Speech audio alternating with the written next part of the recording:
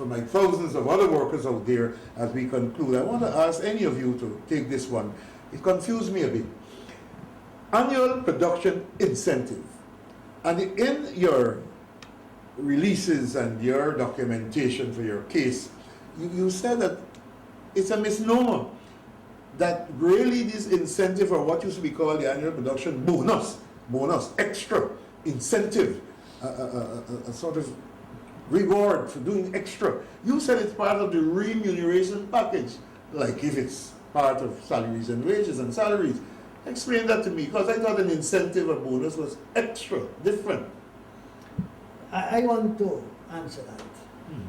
It is a misnomer. It is called an incentive. It was previously called from 1952 annual production bonus. In the 80s, the PNC government then, in order to... You're bringing in PNC? Yeah, I am. Okay, The you mean PNC historical government, year? yeah, historical. PNC government then, in order to try to get more production and higher productivity, arrange incentive schemes. You know, the economy was one time 80% state-owned. Right, the commanding heights. Commanding heights of the economy, state-owned.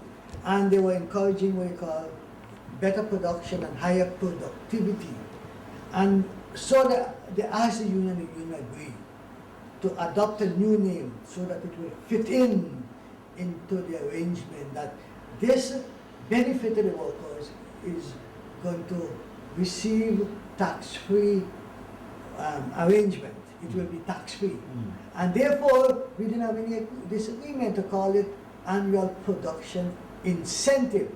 There's another incentive. Because you negotiate separately for that, you see? Right. There's another incentive, weekly production incentive.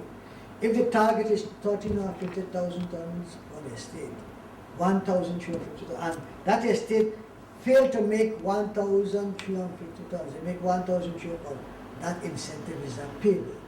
But with the WPI, it is part of your wages. If you make a lower production, it's lower award. If you make higher production, higher award. It is proportionately scaled down or proportionately increased. If the industry make 200 tons, it proportionately. In fact, in 1990, the industry made 129,920 tons of sugar. Produced 129,920, the lowest production for decades, and the days pay were five days pay. So it is a misnomer. It is called incentive because of the historical connection of this issue over the years. Schemes. I have a gut feeling that... Part of your remuneration, I want to make one more point. Yes, Guysuco will have something to say about that. One more point about that. The Posada Tribunal that deal with 2002 and 2003 wages and salaries for GAWU and NASI category. That tribunal consisted of Mr. Prasad, Mr. David Yankana, and Mr. Norman McLean. They confirmed in a letter that API is part of workers' remuneration. I see. Solid case for now. I conclude now by reading this closing paragraph of the press release you're issuing to supplement this videotaped presentation here, your press release for this weekend on this issue. It says the wider Guyanese nation must also take note, as sugar is still pivotal to the national economy.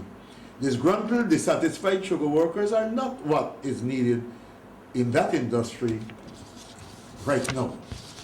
And it is your effort to let this nation, other workers who sometimes are underpaid and overworked, are looking on at the negotiations you are having now, because they had a view, a long time historical view, that you all are butted up, you all are discriminated for, you all were in the good books of your employer and even the authorities you speak about.